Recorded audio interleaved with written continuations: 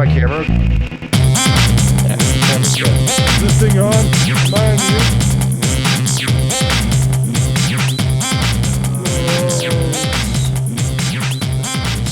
All right. Welcome, everyone, to another episode of I Can Do This All Day. I'm Dan, the part-time adventurer, a.k.a. the god of hypocrisy, and that is Mark, the resident Jedi. Hello there. Danny's being very verbose today, so I won't make my introduction very much. Loki, season 2, let's get it. So before we get into season 2, let's just do a quick recap of what we thought about season 1 and how we had our expectations for this next season. So I'll go first. The show was good. Okay. If you listen to some of the previous episodes, we kind of talk a little bit of shit about it. But my big thing about that season is that nothing happened at the end. So it was like this big ass cliffhanger for something that I didn't expect a cliffhanger to be.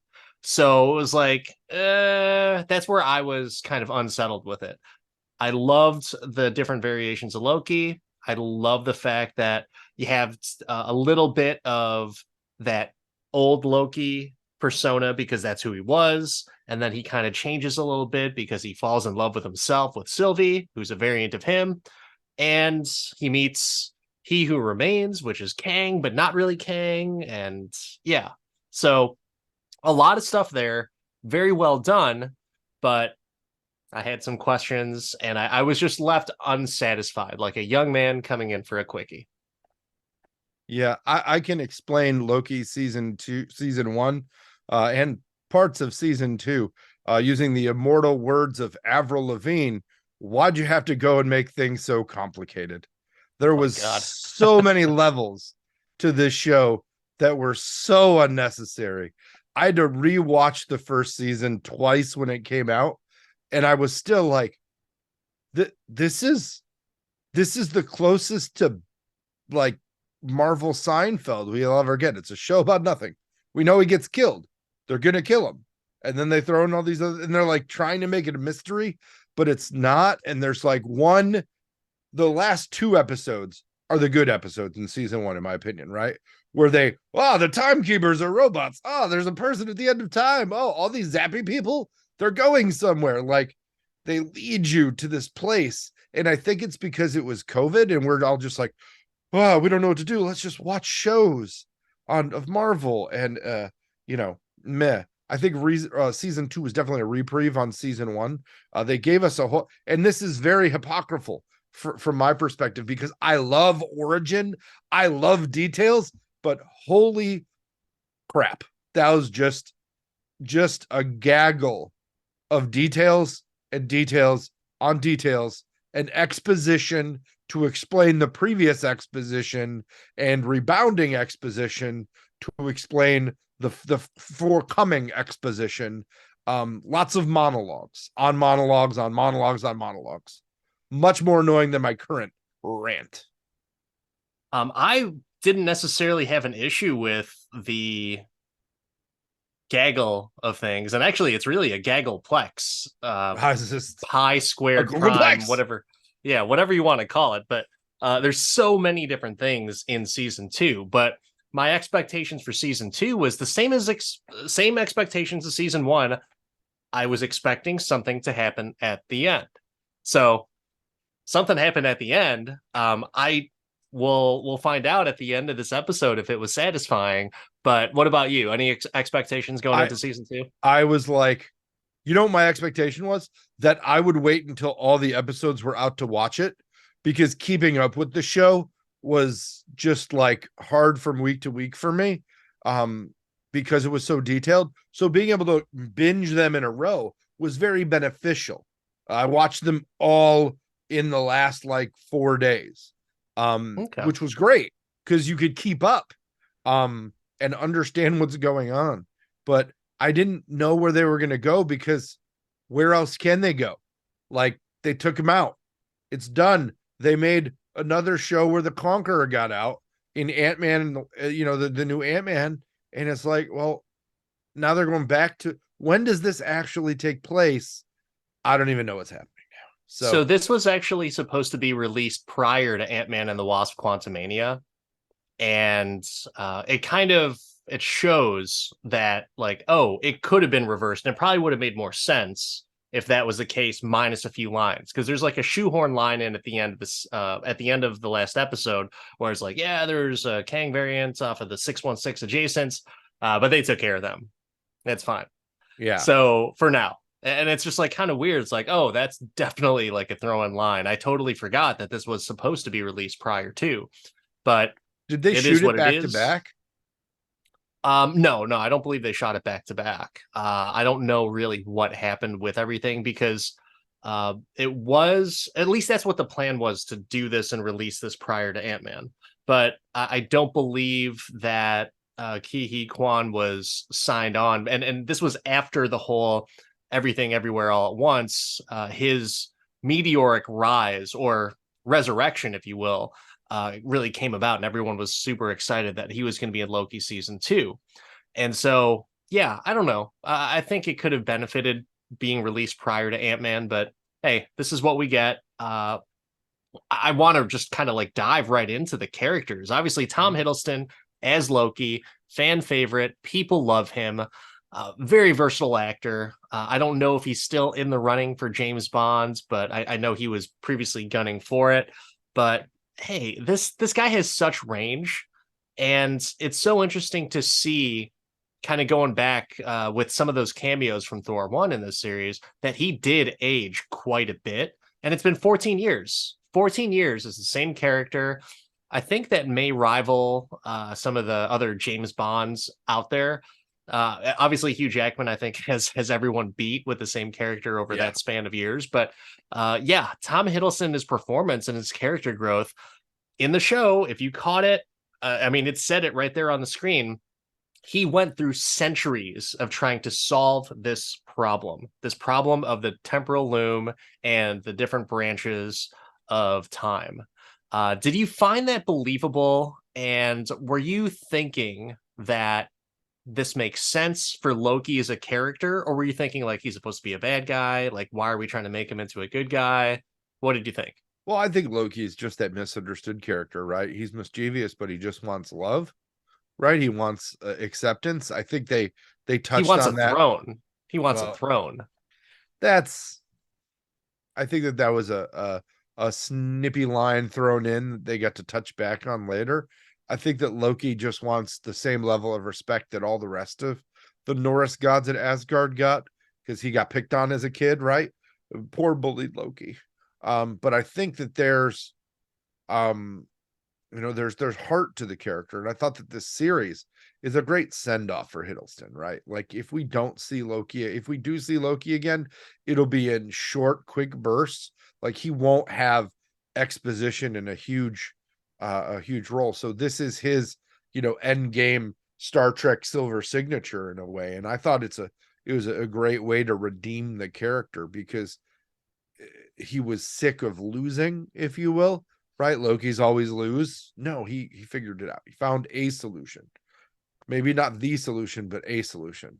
Interesting that you say that, because like he's meant to lose and he's always going to lose. I honestly think that he got what he wanted, but what he wanted in reality was a loss. He didn't necessarily think it was going to be a loss, but yeah, it was self-sacrificing, for that character, and always constantly hearing that throughout all the different movies. When in Avengers, when Tony Stark is saying like there's no version of this where you end up on top. It's kind of true. Now, he's holding stuff together, he's holding all those branches together, but he still loses. And I think he loses a lot. It's that self-sacrifice, so he's kind of like the martyr, and I don't even know if he thinks he's a hero in his own mind.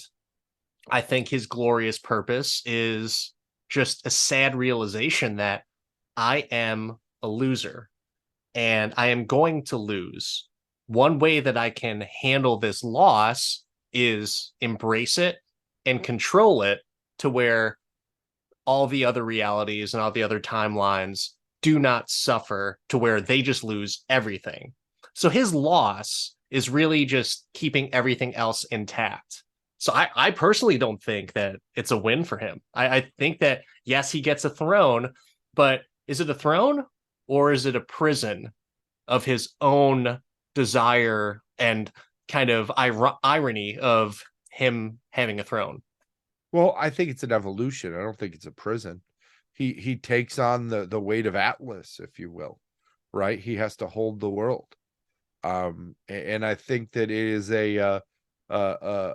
when he says he's got, beautiful, or what's the Glorious purpose? purpose. Glorious purpose. His glorious purpose is holding the universe together, saving and holding the universe together. He evolves. I think that there's a name for instead of the god of mischief, he's now like the god of stories. And the tree name is, uh, I can't pronounce it. Yeah. YGGDR. What?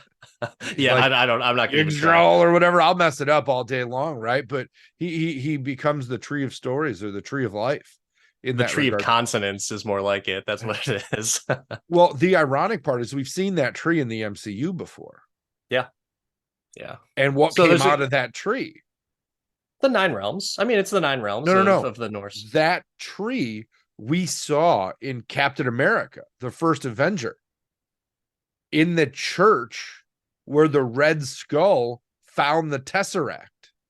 He pulled the Tesseract out of the tree, the wood sculpture in the tree. Oh shit, I didn't even So catch that. full circle, Loki Tesseract destiny, if you will, right? The Tesseract led him to the tree, to his destiny, to then come back around and be a big part of things. But I think that Loki, in all levels, right, even in his sacred timeline destiny, changes, evolves, and makes sacrifice, tries to sacrifice for the team, and ends up sacrificing himself in that regard. So I think his glorious purpose is enlightenment, if you will, and turning it over.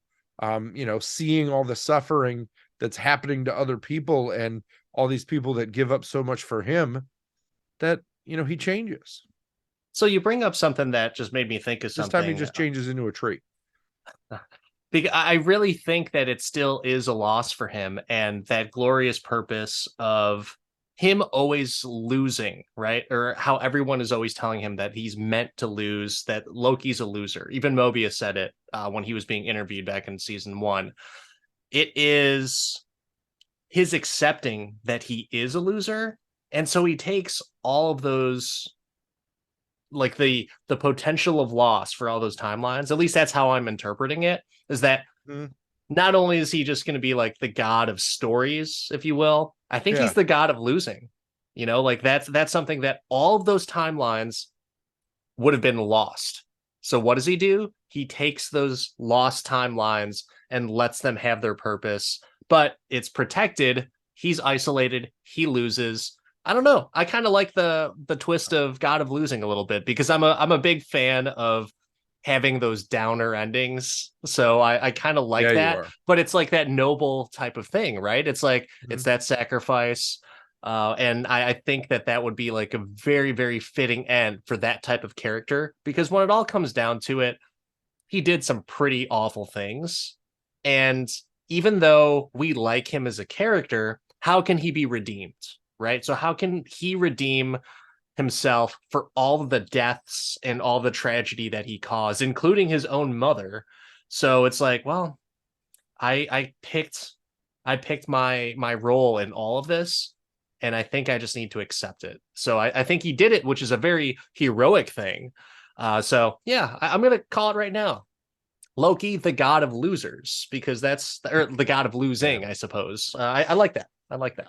Agree to disagree. Agree to disagree. You know who I found very much more tolerable in this season is Owen Wilson. I loved him either way. I think his positive attitude, just the gee, hey shucks positivity came through so much more this season, and we got to see him just like eat pie and hang out. Like you got to think that key lime pie is an Owen Wilson favorite. Like that's just a thing. I wanted to see him actually truly ride the Wave Runner. I think it's so much better that he was like Owen Wilson paints the picture, right? That's his thing. He goes on explanations that paint a picture. Every role he does, right? There's some solid exposition. Just picture this and picture that. He literally had the fan and the streamers. It was amazing. He was just a really enthusiastic, just selling sea-doos, man. Selling jet skis. Just loving it. Loving it. I Single really dad with the boys that were crazy. And he's like, oh, they're just wild and doing things, and it is good. I liked it a lot. that was a nice little addition to that, to where you get to see his glimpse of life, right? But I was thinking about this after the fact, that the ending was fantastic of this, and like exactly the ending, the type of ending that I like. But I think something that would have just upped the ante a little bit more and made it more satisfying for me personally is Loki gets a chance. He's holding all those branches together himself, right? He, like, it goes from like a iris of his eye into one of the timelines. And when they ask Mobius as to like, well, what are you going to do next? And he's like, well, I'm just going to let time pass. And I think I might just go for or maybe just do that, let time pass. And he goes, and Loki sees him riding You his just wave want runner. you I want think the that would be Kenny just great. Powers scene Yes, in yes, the just absolutely. doing circles. But that's what Loki truly thought of him as a friend. I mean, when you spend centuries trying to right the wrongs and fix everything after you die and come back and see them die and come back, Mm-hmm. I thought that that would have been just a nice Mobius touch, because he's a goofy character, right? And he's a goofy guy. So why not let him have his Kenny Powers ending of him riding his jet ski or wave runner, and Loki just kind of smiling with a little tear down his eye, and it's just like, yep, I'm alone. But at least I got to see him do his dream. Like that would have been just a nice little touch, in my opinion. See, you keep saying he's alone, and he just gets to keep enjoying his friends, knowing that he's the reason that they're able to live. It's so Yeah, noble. I don't. I mean, if you're in a room by yourself, that's being alone. He's in wherever the hell he is, alone, On a holding throne at on the to end of things time. together. Yeah, On a that's throne at the alone. end of time. That is absolutely alone. Eh. He's got that weird dog that eats Renslayer at the end with him, right? No, he is by himself. There is no one else around him. But he's at the end of time. End of time alone, because no one else is at the end of time. Maybe Miss Minutes comes to visit. Now she's in one of the timelines, or multiple timelines with the She was back on the or TVA. They reprogrammed her. TVA with, but they have, that's like a separate, and maybe I'm wrong on this one.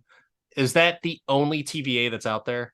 Yeah, one TVA. Okay. Well, then if that's the case, Miss Minutes is in the TVA and she just got rebooted. All they needed to do is hit Alt Control Delete, and Yeah. then Miss Minutes came back. Return to factory settings. Yeah. Remove the weird, clingy girlfriendness. Was that weird Speaking for of, you? in what way? The clingy AI, like it became No, self-aware that she wanted to love him. I don't think it was weird. I think the fact that we're in a time that's very, very parallel to that, where I mean, with Chat GPT, all the other types of AI that's out there, and AI being integrated into our web browsers, where they advertise it like, hey, check out our new AI feature. It absolutely is believable that it's like, yes, give me some love, give me more information to translate for you so I can communicate back and forth with you. And I will even give you some ideas. Oh I don't man. know. I think that's pretty believable right now. And I'm sure there are people, probably, I'm hoping not in the millions, but probably in the thousands, that are like typing into Chat GPT, will you be my girlfriend? I bet you there are. Oh, So they're that, definitely you're gonna have that. You mean her, that movie where oh um yeah, great movie. Joaquin, no. Yeah, Yeah, yeah, yeah, Joaquin, where he's got a little weirdo. his little mini tape player of love. Like that's coming out. Christmas 2025. So strange. Such a strange concept, and we're so accepting of it now. it does make things a lot better, but oh god, that AI is a Oh yeah, when it becomes dangerous self-aware, we're subject. all gonna die. Or they're going to really love us, and One of the two. One AI of might the two. destroy itself because it's going to become jealous of all the different boyfriends That's that it has around of everything. there you go. You just solved it. It's jealous of Yeah, itself. That yeah, AI is better than you. And then the big green monster comes for everybody. So yeah. But speaking speaking of of green girlfriends, monsters, so Sylvie, Sophie DiMartino, who was, I wouldn't say the villain, but definitely the reason why we're kind of in this conundrum, or at least it's portrayed that way in season one. What did you think about her and the significance to the plot? I mean, she's working at a McDonald's in I think like Oklahoma or Omaha or something like that. so first of all, I love the retro McDonald's. She walked in there. I remember the seats. I remember the weird Yes. polyurethane or plexiglass or well, no, whatever it was. I remember the tree with the apple pies on it, the apple pie tree, all that stuff that was in the McDonald's. Very, very nostalgic. The one thing that I couldn't get over about her this season is they gave her a haircut of the time, which was a really bad mullet. And it just killed me the whole time. I'm just like, I can't take you seriously with that mullet. What are you See, doing with the mullet? I'm perfectly fine with her haircut because she's such a charismatic person and Yeah. personality, like personality goes a long way. I can settle for that haircut if the personality's good. Did you notice that Renslayer in her old office had Sylvie's sword? No, You remember no. she had her wall of trophies, and there was a sword about that size. I think it was Sylvie's Hmm. I don't at some recall. point. It could have Yeah. been the dark saber for all I care. I mean, Oh, dude, Renslayer was one character that I did not give a shit about. Like, I felt like, Kang's why do we ex-girlfriend. even? Yeah, I don't. Do Why do we even need to revisit this character? Like, she was the she was the asshole in the first season. Like, just let it be done, and just like let's move on to something else. I really every time that she was on the screen, I was just like, whatever. I don't care. But I did like what she got, when she got pruned and she's at the void, I believe it's called. Yeah. And you hear like or you see the purple light, and I was like, oh, she's fucked. So that was kind of cool. That was the only thing I like I bummer endings, and I loved that bummer ending for her. I honestly was really hoping that Alligator Loki showed up.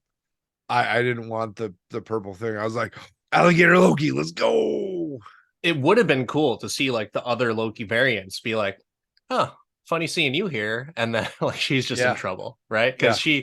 she was responsible for putting a lot of those Loki variants or whoever variants there. And that would have been pretty sweet to just be like, payback's a bitch. And now it's your turn.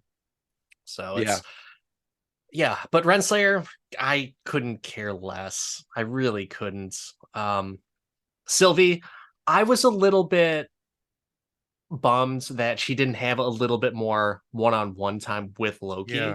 But at the same time, I guess you can't really have that, right? Because he's already grown as a character and he already has this new problem. So why muddy it up with, like, oh, I love myself and all that stuff. I don't Yeah. know. It would have been probably just a repetitive cycle of that happening. But yeah, I was fine, I guess, in hindsight with it. He's got a glorious purpose, and we're just getting to it. My favorite character in probably anything is going to be Kihei Quan or Kihi Quan as Ouroboros OB. I'm so happy with this character. Can we just call him Adult Data? Can we do that? Is No, that no, allowed? OB. I love OB as his name, Ouroboros. That's so cool. But and I wouldn't call him Data. I would call him Short Round. That would be the best. Like that's that. I'll always You know refer to why you him. can't call him Data? You know why? I think it was the third episode. He just was repeatedly. Do you remember who was repeatedly saying, No, "We're all gonna die"? Goonies never say die, but he did a lot, over and over and over. but I love the twist because you think that he's just this all-knowing person in the TVA, right? And then you go back in his backstory, it's like, oh my God, this guy's a loser who's trying to sell his own books, and his self-awareness is just so optimistic that he's just clueless. He's what you expect Data to be. I love it. They just took the. I mean, the part was literally. Was this full ignorance on this as a comic? Was this somebody in the comic, or did I they build this for him? I don't know. Oh, I hope they built it for him, because oh man, such a character for him, the perfect character for him. Like, hey, we'd like you to be in this and just be yourself. I wonder if it was a different actor playing that character, if we would have liked Ouroboros in general. I I mean, don't who would know you have put in because that role? I mean, you could go the whole serious route, right? Like you could go, I don't know, you could put like Ben Stein in there. I'm just thinking of Ben Stein because we just saw him in a cameo from a previous Yeah. movie that we reviewed. But you have that like kind of stuffy, Yeah. very monotone. This is the TVA, the temporal loom. Like that actually could have worked, I guess, Ben Stein, if he's still, doing acting gigs or anything like that. But I don't know. I think it's just the sheer innocence and honesty. I Yeah. think that's the key word that I really got stuck on is his honesty of I don't know what's gonna happen. I guess we could probably figure that out. Like Well, it's great. It's charismatic. It's charming, right? Like it's charming that there's the smart guy, or at least, during the first few episodes, you think he's like the smartest out of everyone. Quirky, whatever, but his ability to say that, like, I don't fucking know, like that's I love that because people are not honest with themselves. He was 100% honest with himself, 100%. Even when he was telling Loki, who time slips back to him, is like, I think I can find you a copy of this book somewhere. And he's like, there's stacks of them all over the place. He's like, oh, look, I found a copy. Like, I guarantee you, he's that ridiculous and just not self-aware of his self-awareness that, yes, you have a shitload of books because no one buys them. I like the mercurial nature of his character in the Jonathan Majors scene where they came together and were like, but I wrote this because of, and they just went back and forth in this whole loop. That was so good. I thought Jonathan Majors was way better this time around. Really? And yeah, I I thought he didn't was like good him in in the the last other one. one. His Maybe I range. just didn't get enough of his screen time, Well, and we didn't get his character, right? yeah, Like that was and just like, it was just it was annoying. I think we were all just pissed that this is it. This is what we're getting. This is Kang the Conqueror. This is the yes, thing. Like that's all it. that. That's what we got, and it was just kind of lame. I dug the range he got to have in this one. He playing that the speech impediment that he had in that in the Victor Timely Yeah. role, like that's got to be so hard to keep up. Like so much in your head going on, and then to play the character, delivering the lines with the grout, like so good. Just as somebody who, gives somewhat of lives in a speaking world. That's gotta, I couldn't do that. Like to keep it straight like that, I don't even know how. I was really impressed with him as an actor. Oh gosh, yeah. This makes me want to watch Lovecraft Country, which he was in, which I believe only got one season, but it seems like there's a lot of controversy, and there's still a little bit of back and forth on if people think that the MCU is going to continue on with Kang as the big bad. This gives them a clean break if they want to go a different direction. But I really hope they keep with him because this guy's acting ability is so good, regardless of the outside things that are happening in his life. I believe a lot of it seems to be vindicated. Like a lot of the accusations that have come against him have either been dropped or the person doing the accusing is now being sued and everything. So I don't know. Like we'll see what happens with that. But Jonathan Majors, so freaking good. The fact that he can go from that awkward speech impediment 1900s Victor Timely to the just weirdo He Who Remains to the different versions of Kang in Ant-Man and the Wasp Quantumania. uh I love it, and I want to see more of it. Like, I'd be really bummed if they did decide to go another route and just kind of pull it away, and it's like, yep, sorry, Kang Dynasty isn't happening now. We're gonna call it something else. Like, we're gonna introduce Doctor Doom, which is like a lot of people have been saying that that's gonna be the case. But give the man a shot. I think he has the range for it. He has the ability, and I'm sold on him as a performing actor, multifaceted character, just so talented. Yeah. I don't know how I feel about the outside stuff. Let all that kind of play out and due process and all, but I definitely think that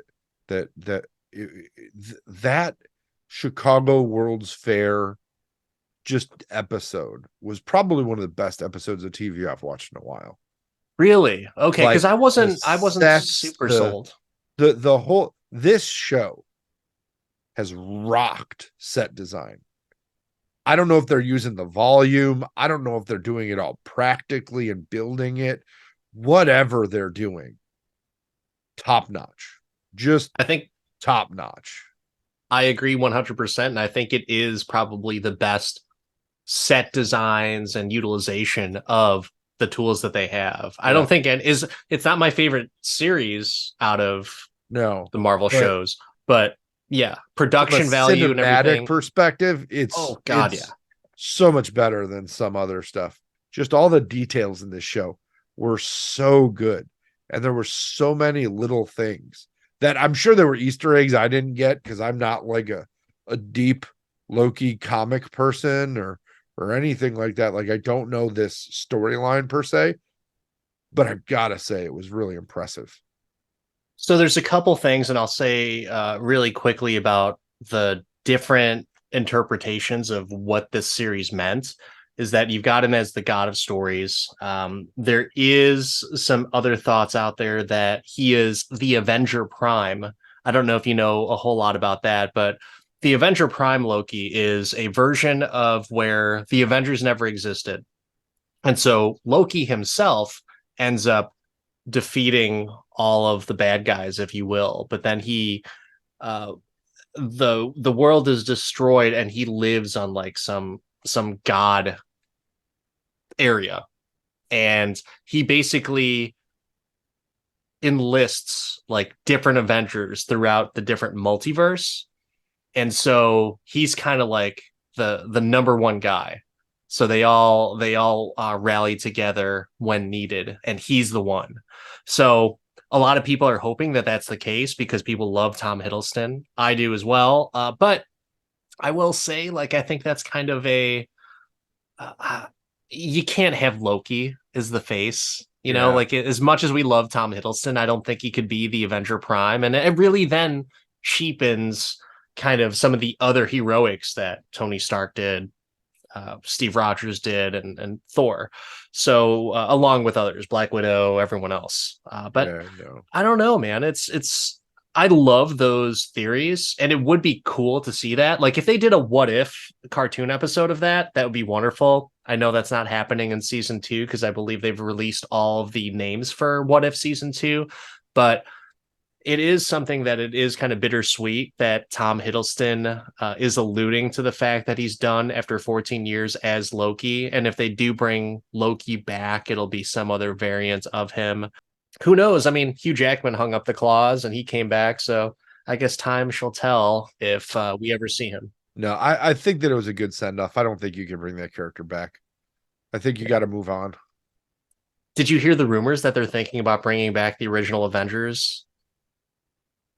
Like the actors. Yeah, like they want ScarJo and Evans and Downey to come back. That's been a rumor headline. And so it's like MCU, or I'm sorry, Marvel is trying to scramble and figure out what they can do because according to these different headlines and sources, that they're just panicking especially with the underperforming expectation of the Marvels, that they're like, we need to do something because this shit ain't working. Carol Danvers was supposed to be the lead of the Avengers. Well, actually, it was supposed to be T'Challa, and then it was supposed to be her, and then it was just like, well, we don't know what the hell is going to happen now. Sometimes you got to get another crew. It worked Yeah, for Star Trek. It can work here. You can leave Kirk alone and you can bring out Picard. They just need to find their Picard. They went so hard and so fast and hit all the biggins that they really need to, I mean, they need to pull something together and either go Fantastic Four or X-Men or something, or go, or you know what would be really, it's ironic that I say this and don't, it almost feels dirty to say, start going the DC way. Non-episodic, single situation movies, tell a good story and do some good action. but wouldn't a good story span over multiple movies? Doesn't have to. That's just what we're used to. If you look at pre-MCU, we got superhero movies. They went in the situation they were in, and that was it. I mean, they had sequels. Blade had sequels. Yeah, X-Men had sequels. Spider-Man had sequels. yeah, but they did different Spider-Men. It was a different guy. Sure, So sure. they could do Iron Man this version or Iron Man that version, and that may be what they have to do. They might have to go across the timeline, but it's. I think somebody just needs to sit down and read a lot of comics. Somebody needs a Marvel Unlimited subscription and to find some stuff because they found like Guardians was I never even heard of it. It was not a hot property. There are Right. properties out there that are ripe for consumption that nobody's doing. But that's also something that they didn't even go very close to the comics with the Guardians. So there's been a lot of talk, and I've heard some rumors too, that going forward, Feige just wants original content. They want them not to focus so much on the comics, which is kind of strange because if you're struggling to write a good movie, which Blade is in production hell, and Mahershala Ali was almost on the verge of quitting because Yeah. it's just a shit show over there. Well, you could just go off of the comics. You could, if you're Well, struggling that much, adapt the comic. yeah. I'm I sure there's I plenty of stuff don't like that. I don't know. I don't know why. Like it works so well. Like they did change the Infinity Saga a bit, but it wasn't that much. And there's so much out there in Fantastic Four and X-Men that they haven't touched.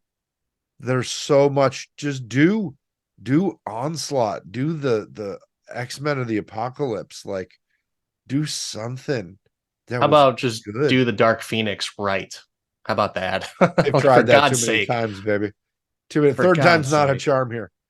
Hey, they did Spider-Man 3 times, and it wasn't until the last movie of the third Yeah, that it resurrection was of it that just it they was just got it. They kind of it's Jeff's retconned kiss, it to where, baby. It's yeah, Jeff's oh, kiss. so good. I just watched that again. So good. God Yeah. damn. But yeah, like for Loki and some of those Easter eggs that we were talking about before, references to some of the instances in the MCU. So you have a few dialogue lines of where Loki throws out like the same exact dialogue, or at least similar to what he said to Odin in the first Thor.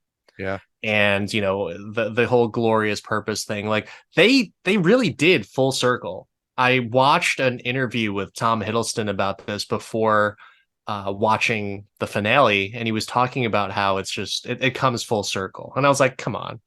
I mean, you can't really get more full circle than Endgame because there's so many great tie-ins to that and callbacks.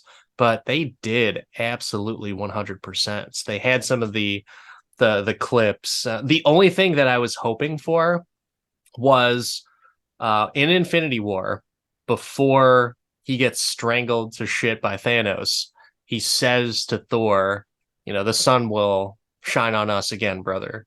I was hoping because he had seen that in the timeline at the TVA when they showed him like what should have happened. I would have loved one last Thor and this version of Loki to go back where he slips into that Loki's body or whatever, and or he arrives and he's just though obviously the older, wiser Loki because he's gone through centuries of mistakes and maturity and different thought processes. I would have loved to have seen like a small little cameo with Hemsworth and them interacting just one last time.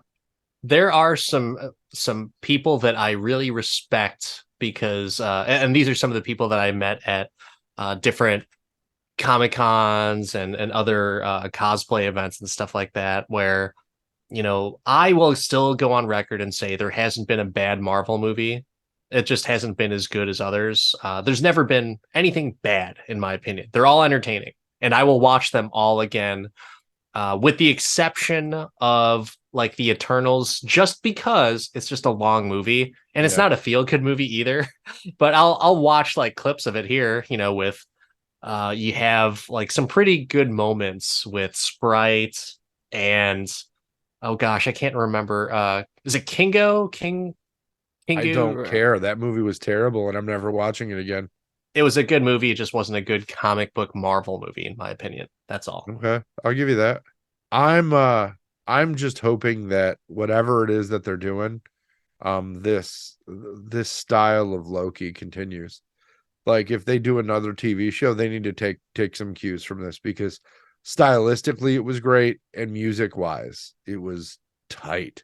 Like Music the was so way good. that that like, is so good. And I rewatched the first season before I took on season two. One, because it was so sporadic, like I barely remembered what was going on, and it was over 2 years ago. And they've referenced it not never, basically. Yeah. Like since then. It has done nothing but just sit. So I revisited, I shook it up a little bit, went through it. Again, was it seemed a lot less confusing this time watching it versus the last time I visited it. It seemed considerably less complex into season one. But that being said, watching season one versus season two was so much better from a set design, from a music, from an everything perspective. I thought all the TVA characters were had more depth. I They were love that they likable gave too. all the background on them. The one guy was escaping fucking Alcatraz, like Yeah. so good, so good. Yeah, I was a fan. Yeah. I like the fact that TVA is now likable, like because before, besides Mobius, like he didn't like any of them, none of them. And on this one, it was just like, oh, cool, they're human. And now we get a little bit of that human side. And even the worst person will have a little bit of humanity and something that I can pull out that I like about the characters. And so it's just it is a hard turn for the TVA though. They all become like these time Nazis into like, oh, well, let's do things for good now and make sure everyone is okay. Like You hard bring up turn. time Nazis. I mean, didn't all the time Nazis get squished into a little bug? Not all of them, not all of them. I mean, like the I most of mean, them were, still a lot of people work at the TVA. So, but the majors, the ones that were bombing everything, sure, they got sure. squished into itty bitty pieces. Yeah. Yeah. That I agree with, but I have no problem with it. Like I'm just pointing out for anyone who's super critical and if they want to be like the part-time Avenger Resident Jedi and just kind of like stand on a hill and fight for it, like this is just not believable whatsoever. It's almost like the whole Death Star situation. Like, well, maybe the TVA just had a bunch of contractors working for them, and that's the reason why they're not all bad now. But I don't know. You kind of have to be a little bit of blind to everything else and just kind of put on the blinders and ignore we did some bad stuff in the past, but we can change because we really forgot. We were basically they men in blacked us and just held up the little laser pointer and then just like wiped our minds so that way we didn't remember anything. So Crazy Miss Minutes, man. Miss Minutes flashed them all and they forgot it.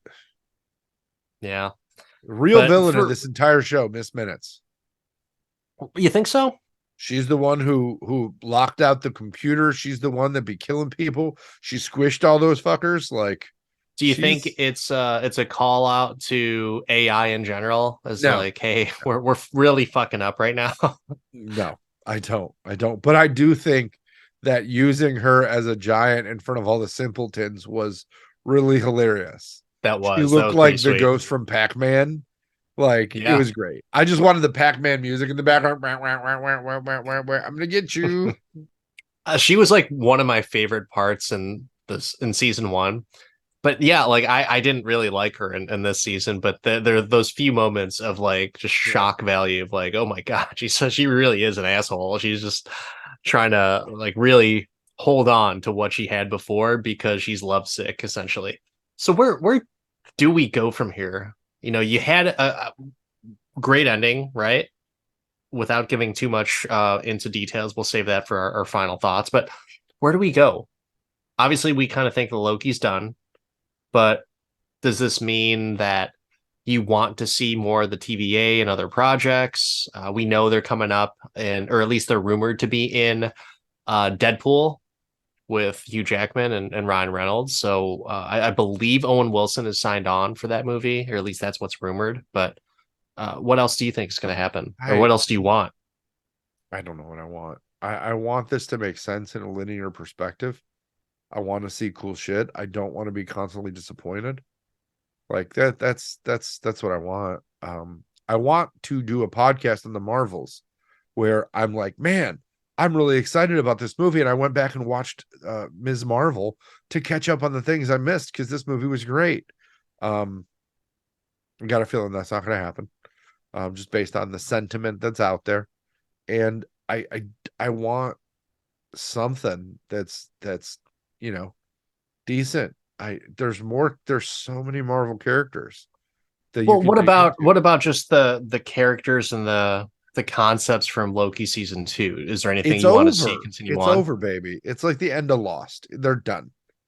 Right? They're done. I mean, would I love to see Data come back and would I love to see some of the TVA folks? Yeah, but how are you fitting them in? Like, how is the realization that these people exist going to affect everything else when now they're not supposed to meddle in the timelines? Like, all they're doing is keeping down Kang. Like, that's their new thing. They're just the Kang busters. Is that what it is? Is that so bad? Why? Because initially your plan was to go full on for Jonathan Majors, and now you're going to change the plot and go Kang busters because you're going to let him go. Well, Like, but maybe that's what that gives them the option to do so, right? It keeps like if things come out that he really did some bad shit, then see you later. We can't do this, or just recast him, whatever. But at the same time, I think that for the TVA, it will it will come back up again. But as for Kang, I won't even say Jonathan Majors. As for Kang, they should continue on with Kang because he's the most destructive, most diabolical person out there. And I feel like that should at least come to fruition and to where it's like, if they're going to police Kang, okay, great. Hey, how about you fail at policing Kang because he's that fucking good? Then you've got a problem. Then you've got a big, big bad. Then you have stakes as to, okay, time to set up a team, fight Kang or his variants, and lose. And then you transition into the next Avengers movie where it's like, okay, we lost. Let's re-strategize and come up with some new team members and let's take Kang down or whatever comes from that. yeah, I don't know, man. I'm a little sour right now, to be honest, and I'm left wanting more. I mean, I think we all want more Marvel, right? I want more better Marvel. I mean, where are you at? Where are you at with where they're leaving us? Where do you want to see it go?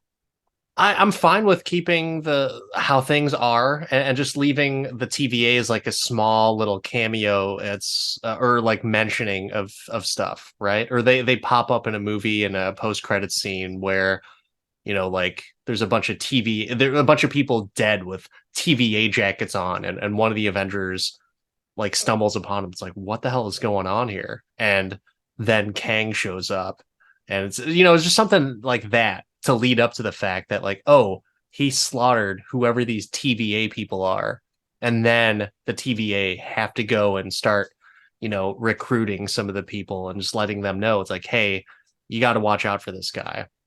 I think that's the way to do it, right? Because that's what they did in the Fast and the Furious movies, right? So The you want to governing see Captain bodies. America's TVA agent, Um, TVA agent Steve Rogers. no, not TVA agent. I just want to be able to see like the TVA is trying to police Kang.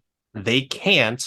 And so what happens? They go to desperate measures for desperate times, and they go to Deadpool. They go to Wolverine. Maybe they go to a different version of Captain America, or another variation of Evans as Captain America or whatever, right? I would just like to see that because the Infinity War was tightly knit, although they were, you got the Guardians in space, the people on Earth and stuff, but they all came together regardless, right? There was a 6 degrees of Kevin Bacon, if you will, because they were all related to Kevin Bacon at that point, where they all were to come together. But what do you do when you bring seven strangers into a house where things get real? Like that's the kind of superhero thing that I want to see. People that maybe have never interacted before, but they know one thing, and that's I have to take evil down. No matter what, I'm going to fight the good fight and I'm going to take out the bad guy. So you bring those people together, and whether they lose once and then they come back, or with a new group and they win, I'm for that. I want to have that type of Avengers movie to where it's like, oh yeah, it doesn't have to be the original Avengers to come back together. You can get Shang-Chi, Wolverine, Daredevil, or whoever it is. I would love to see that organic webbing of people together. And I kind of use that as a slight nod, just because like I think Spider-Man should be in there, whether it's Toby or Andrew Garfield. I don't know if Tom Holland will ever come back, but I would like to see some of those nostalgic people in. And there's rumors that Toby and Hugh Jackman are going to come back in, and that's going to be like they're going to head the Avengers and Secret Wars. I don't know, maybe not, whatever. But I just want to see those different worlds come together, so then they could do a reboot if they need to, right? And then you could see, if you want to bring Loki back into it, or maybe the Watchers or something like that, like let's go ahead and do that and bring those people back together. Well, the Watchers are like that to me was my like understanding of a cool side character to bring in and do all the what ifs. Like I loved What If. That was my comic as a kid. Like I liked it because it was short and one book and you got a resolution. Very rarely was there like a double up on that. Yeah. So I was a fan of that. And that's I think why I think going back to they need to stand alone in their awesomeness. And I think that, you need to basically pay the Russo brothers or buy them or something, because without them, it's going bad, man. It's going real bad. I'm having a brain cramp. Who was the director for the Spider-Man movies? The MCU Spider-Man movies? Um, Watts? Does that sound I familiar? think so. So, oh god, I would love to see him as one of the directors, but like he was supposed to do Fantastic Four, he's dipped out of that. But I don't know. The Russos would be great as well. I love them, but it doesn't matter. I just want to see something a little bit different, as opposed to like, all right, let's get all these Earth heroes together and they're gonna fight. I would love to see if they got all those Earth heroes together in the same, on the same timeline, or the sacred timeline, and have them get wiped the fuck out. And then they only have like, one or two of them. It's like, what do we do? And then the TVA steps in, or Deadpool steps in, like, hey, I know a guy. Hey, we'll see. Like that would be great. I would love it. I would love it. We'll see. Just so you know, John Watts now going to do a Star Wars movie called Skeleton Awesome. Crew. Sign me up. It's in Sign me up. pre-production. Oh, it's a TV series called Skeleton Crew. Um, but yeah, suppose Jude Law's in it. So I like Jude Law. yeah, no, that's there's going to be some good stuff. So I don't disagree though, and I hope that it goes well from here. I'm cautiously optimistic about the Marvels. I think there's going to be some Asgardians in it, based on what I saw in the trailer. There was the what looked like the Bifrost being used, but maybe Mm. I'm just wrong. Maybe there's something else, but I'm hoping there's some hammers in it. That would be pretty awesome because he does I like this one. I think I know that there's going to be um, another young Avenger in this, or at least that's the rumor that I had heard. So Kate Bishop might be in this. I don't know if that's going to be the case or not. I'm going to go see the movie in a few days, and then we're going to have a quick turnaround and release that episode a little bit later on. But yeah, it's an interesting time for Marvel.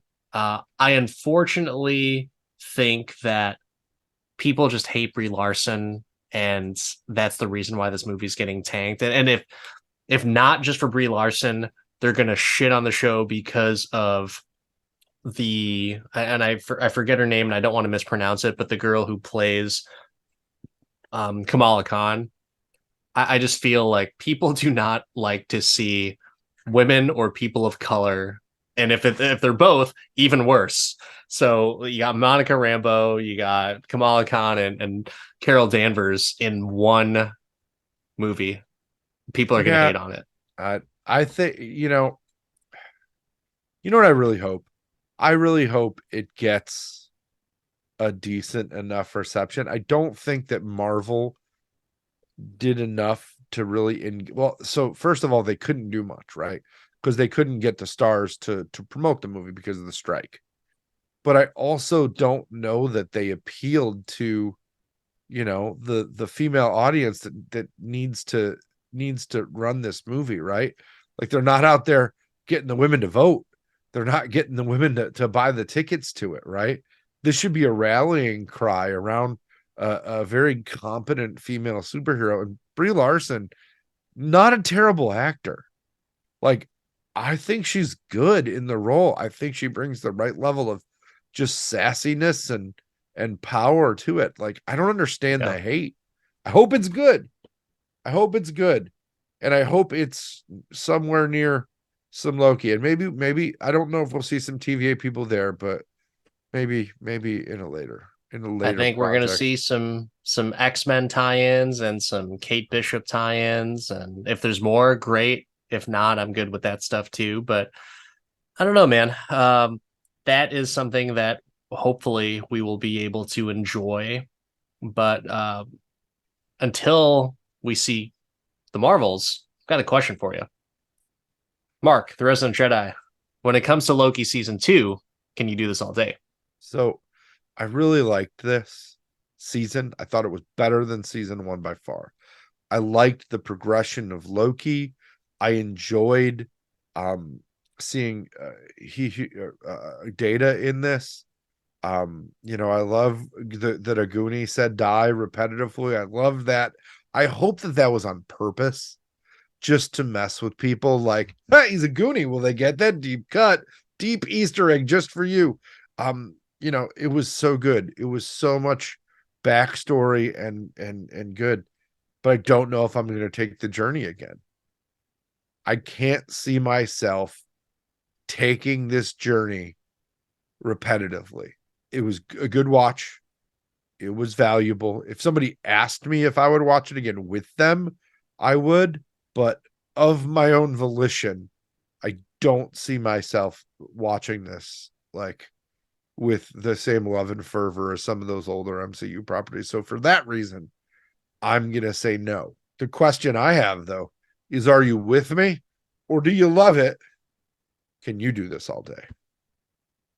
In my typical analytical fashion, I will say that I love the actors in this. I love the characters. I love the really good dialogue and chemistry in the show. Music, fantastic. Nostalgia, it's there. You just have to be aware of the different dialogue and some of the awareness of the comics. It's all there. I will say that when it comes down to it for TV shows, it's very tough for me to say that I can do it all day, just because of the sheer volume or effort that it takes to watch a TV show. But what I think it really comes down to for me is the way that someone can interpret a show or movie is a big indicating factor of if I can do this all day. And for this, I alluded to it earlier, that when it came to Loki, the god of mischief, now the god of stories, or as now I like to interpret it as Loki, the god of losing, I think that's pretty sweet that I can take that interpretation and kind of dig deeper into it as to like, he did this in Thor 1. Tony Stark said this to him in Avengers. In the comics, he's always getting his ass handed to him a lot of the times. So I will say that I can do this all day, because if I can watch this again, and if I choose to watch this again, then I might pick up something different. I might interpret it a different way. Or I might just go ahead and go along with it and just be like, yeah, you know what? He is the god of stories. He's able to hold all those timelines together, and that's just what he does. But I am happy with a tragic ending of a tragic character who wants to be loved or respected or in power, has a lot of power, has no respect because there's no one there to respect him other than the people that are in that one timeline with the TVA in the TVA that's the case. So it's just like, it's a tragic ending to a tragic figure, so I like that. So I can absolutely do this all day. And Tom Hiddleston, good God, man, like, someone get him the James Bond role or some other role that he can just continue on for years. Because I don't think he's going to be coming back as Loki. I think it's a perfect ending for him. But yep, I can do this all day for sure. Well, that makes one of us, and that's good. That's good. You've always got to have the Zartan contingent in the room. When it comes to Marvel, like I said, there's nothing bad that I've seen coming out of the MCU. There's just some things that are better than others and things that I'll watch more than others. But when it comes to this podcast, something that we will always do is talk about, debate, analyze, and critique, and we'll let you know if we can do this all day. But until then, in our next episode, I'm Dan the Part-Time Adventurer. That's Mark the Resident Jedi. Like, subscribe, let us know how you feel, and buckle up, because in the next couple episodes, we're going to have to do some more Marvel, and we're excited. This is the God of Hypocrisy, and I will say that we have glorious purpose to give you entertainment about future movies. We'll see y'all next time.